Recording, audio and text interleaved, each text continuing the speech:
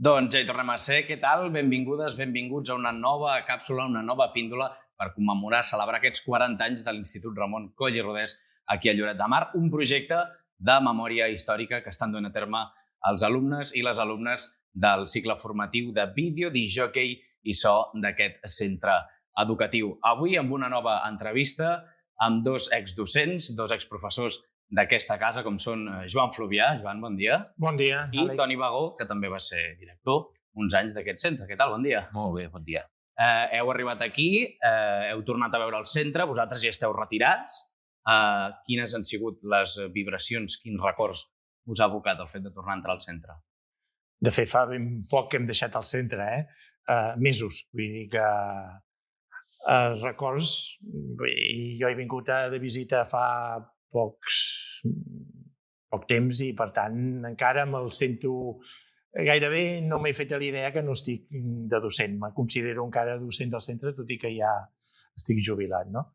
Perquè és tan recent. Però bé, records en tinc molts del centre i és un centre que hi he estat molt a gust i que forma part doncs, ja dels meus records. I tu, Toni? Jo encara no he plegat.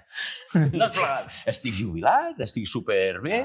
També, com en Joan, vam jubilar el juny d'aquest curs passat, però jo encara estic aquí setmanalment els divendres treballant amb la comissió del 40 aniversari, aportant una miqueta del que podem tenir de la nostra memòria, la nostra visió històrica de com ha anat el centre. Com vens? Pues supercontent, vinc aquí els dies que arribes, encara hi ha alumnes que els hi has fet classe, et saluden, és molt agradable.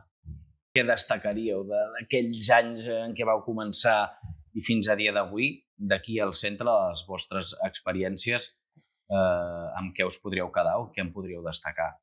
Mira, no sé si és una cosa que he vist, però sí que una de les coses que més bé m'ha fet sentir, vull dir, és quan vaig entrar a la direcció vam destinar molts esforços a intentar millorar el rendiment acadèmic dels nanos. Vam començar el 2007 i en el 2012 vam tenir la sort aquella que ens van passar les proves PISA. Ostres, vale? Famoses proves PISA. Les famosíssimes proves PISA del 2012 i el nostre institut estava per sobre de la mitjana europea. No espanyola, d'Europa, en diverses matèries. I això és una de les coses que et fan sentir molt bé. Realment això et fa sentir molt bé perquè dius, estem en el top. Fins i tot aquests dies que he estat buscant una miqueta, m'han sortit els resultats de les PISA. O sigui que dius... I ens van fer una menció com a centre de complexitat alta, perquè som un centre de complexitat alta degut a la situació de l'alumnat, i estar per sobre de tots els centres de Catalunya, d'Espanya i d'Europa, penso que és molt significatiu. I clar, quan passa això, dius, el professorat, dius, ostres, que bons que som, que bé que ho fem, no? Clar, llavors, quan baixa, no pots dir, és que els alumnes no ens acompanyen. Llavors, clar, quan tu guanyes o quan tu estàs a davant, tu has guanyat. No dius mai, és que m'han suspès. No, jo no he suspès mai, no. A mi m'ha suspès el profe, jo no he suspès la meva vida. No. Quan jo aprovo jo, i quan jo suspenc jo. Si unes proves ho hem fet bé, ho han set els profes, i si no has anat bé, continuem sent els profes. Els que tenen del carro són els equips directius i els profes. Els alumnes sempre són alumnes. Heu viscut tots aquests canvis? Com es viuen des de dins o des de la docència? Us n'heu adonat conforme anàvem passant o amb els anys heu mirat enrere i heu dit, ostres, jo vaig començar d'una manera i he acabat d'una manera completament diferent? Jo i tant que ho he vist, Vull dir, jo me'n recordo quan vaig començar a la docència, puc dir, al 87, no hi havia ni ordinadors. Els PCs eren una rara avis, tot el que, per exemple, estem ara acostumats, quan fas horaris, que poses dos ordinadors i hi ha un programa que et gestiona l'horari. Nosaltres ho fèiem amb una cartolina i anàvem a una reunió amb tots els caps de departament i feies els horaris. Tot el tema de l'evolució de la informàtica, tot el tema de la paperassa, que és un tema que ara el professorat es queixa, dediquem més hores a emplenar formularis, informes, que a fer classes. Llavors, la nostra funció és instruir els alumnes i la part de paperassa hi hauria d'haver algun mecanisme que es dediqués a preparar aquests documents que llavors sí que han d'arribar a les famílies. Nosaltres podem dir, fem això, l'alumne progressa aquí, però hi ha coses que no. Llavors, tota aquesta part informàtica ha portat a una acumulació de feina de cara al docent. Ja quan ja comencem a treballar amb els alumnes que ells ja tenen l'1x1, ara que tenen els Chromebooks, doncs tot això ens comporta una sèrie de problemes importants que quan s'han implantat no se va tenir potser prou present que crearíem addictes a les pantalles. De fet, han prohibit els mòbils en els centres aquest curs. Per què? Perquè tenim seriosos problemes d'alumnat que està enganxat a la pantalla, enganxat, que necessiten ajut psicològic per poder-se desenganxar. I això el centre no podia potenciar. Anem ara cap a una altra branca. M'agradaria parlar-vos també que en parlem dels cicles formatius aquí al centre, perquè és un dels, sens dubte, puntals que té qualsevol centre públic, no? Però en concret, aquí a l'Institut Coll i Rodés tenim diversos cicles formatius, però abans que comencéssim l'entrevista em comentàveu, vosaltres vau entrar i aquí només n'hi havia un, de cicle formatiu. Hi havia el cicle formatiu de comerç i, clar, ja des dels centres de Lloret i des de educació el Departament d'Educació de l'Ajuntament de Lloret es palpava la necessitat de que a Lloret hi haguessin cicles formatius, perquè quan acabaves l'ESO l'alumne s'havia de desplaçar a altres municipis i aquí no hi havia una oferta. Vull dir, era necessari demanar cicles. Recordo que a la meva etapa de director vam estar treballant el tema i vam demanar el cicle d'informàtica i els cicles de cuina, perquè, clar, un lloc com Lloret, turístic, i hi havia necessitat d'un cicle d'aquest estil. Doncs es van demanar cicles de cuina, de turisme, i bé, se'ns va concedir el de cuina, primer. Clar, va haver-hi una remodelació, per tant, el de comerç va passar al Serra Llarga de Blanes. Per exemple, el d'informàtica al final no ens el van donar, perquè com que el van concedir... Vidreres ens el van donar? El Vidreres va ser més tard, crec. Crec que és perquè va començar el de Blanes, el de Sa Palomera. I bé, va ser quan es va posar fil a l'agulla amb el tema i quan va començar Antoni és quan va començar el cicle... Sí, he tingut sort. Bueno, començar la direcció, no començar el centre. He tingut sort. Quan vaig arribar aquí em va caure el cap d'estudis, quan vaig començar la direcció em van caure els cicles del cel. Els cicles, sí.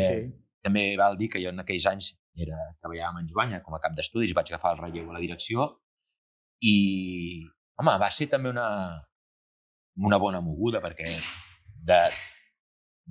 clar, quan els alumnes han de cuinar, necessitem unes instal·lacions amb cuines grans, amb sales, i llavors vam haver de buscar una cosa que concedeixen al cicle, llavors has de buscar tu les instal·lacions. Aquest era el compromís de l'Ajuntament, aquí hi havia un acord a 3 bandes, el Departament d'Ensenyament, Ajuntament i l'entitat que tenia els espais, que era on torna a estar el cicle de cuina, a l'antic Hotel Eugènia de la Rocagrossa. I, bueno, clar, vam començar en un lloc molt precari, ens va donar moltíssima feina. Jo crec que el primer any va ser heavy, els 2 primers anys, i llavors ja, cop va entrar l'equip que encara es manté de cuina, que tenim un equipàs. El cicle de cuina té un equipàs de professorat que han tirat molt bé. Llavors vam passar a l'Olímpic i fa un parell de cursos vam tornar un altre cop a dalt, que ara és el BPM, que és l'escola d'hostaleria. Però, bueno, la part de cicles... La part realment bona és que els alumnes que fan aquests cicles acaben tots amb una sortida laboral bona.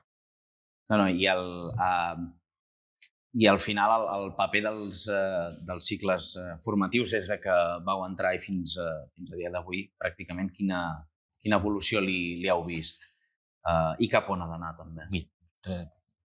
Com que potser m'ha tocat més de prop la part aquesta dels cicles, vull dir, nosaltres, o jo, mentre vam estar a la direcció, ens feia por demanar més cicles per problemes d'espai a l'institut. O sigui, pensa que era un institut amb 3 línies d'ESO, que ja en tenim 4 o 5, sigui, un institut pensat per 600 alumnes, estem parlant d'aproximadament 900. Llavors, el tema d'espais, ja planyo una miqueta a les caps d'estudis, que són les que han de preparar els horaris i gestionar com encaixen tots els espais, perquè realment és complicat. Nosaltres ja veiem complicat tenir més de 2 cicles, comptant que aquests 2 cicles no ocupaven gairebé aules perquè estaven en un hotel treballant. Llavors, en l'últim any que jo vaig estar a la direcció i ja es preveia el relleu amb la Luisa, la Luisa tenia molt clar que ella volia més cicles i nosaltres vam fer totes les gestions per demanar 2 cicles més i en l'any 2015-16 ens van concedir el cicle de pastisseria i rebosteria i el grau superior d'allotjament turístic. Llavors, vam passar de tenir 2 cicles a tenir-ne 4. I ara, últimament, fa un parell de cursos, ja la Lluïsa va gestionar per tenir el de vídeo DJ i so, i aquí estan tots aquests nanos fent aquesta entrevista tan superprofessional. Ja per tancar, i si ho podem fer breu, avui celebrem, o aquests dies celebrem el 40è aniversari de l'Institut. Quins desitjos podeu demanar per als propers 40 anys d'aquest Institut Ramon Coll i Rodés? 40 anys... D'aquí a 40 anys no sé com seran les classes ni com es farà tot plegat, però vaja, en el futur jo espero que continuï la cosa amb els èxits que hem tingut fins ara, que puguem tenir algun cicle més, si pot ser. No sé com es podrà organitzar, si fent algun cicle per la tarda, per exemple, o hi ha possibilitat d'ampliar una mica el centre, però... Sí, dins d'això que si funciona no ho remenis massa. Jo dic, que funciona. I que ha funcionat sempre i que tant de bo continuï funcionant com ha estat funcionant fins ara. Vull dir, mantenir-se on està, no sé, què se li pot demanar a un equip que està al capdavant de la Lliga? Doncs que no baixi, no? Que es mantingui. Doncs jo, amb tota la humilitat del món, jo penso que el Coll i Rodés està molt amunt. Per tant, el fet de mantenir-se ja és un èxit. I que s'hi pot créixer, s'hi pot ampliar per poder oferir més oferta educativa a la gent de l'entorn, molt millor. Però si no, escolta'm, estar a dalt ja és prou, Doncs amb aquestes paraules, amb aquests desitjos, posem punt final a l'entrevista amb els exdirectors, exprofessors de l'Institut Ramon Coll i Rodés, Joan Fluvià, Toni Bagó. Moltíssimes gràcies per dedicar-nos una mica del vostre temps aquí a l'Institut. Moltes gràcies. I agrair el que no es veu, tot l'alumnat que tenim per aquí darrere del cicle, que realment dona... Sembla que estem en un plató de televisió. No hi estem mai, però sembla que estem en un plató de televisió. Us felicito, Superbé tots. Bé, doncs fins aquí una nova edició d'aquestes càpsules, aquestes píndoles per commemorar, per celebrar el 40è aniversari de l'Institut Ramon Coll i Rodés, un projecte de memòria històrica que impulsa l'alumnat del cicle formatiu de vídeo, discjòquei i so d'aquest centre educatiu. Tornem ben aviat amb una nova edició d'aquestes píndoles.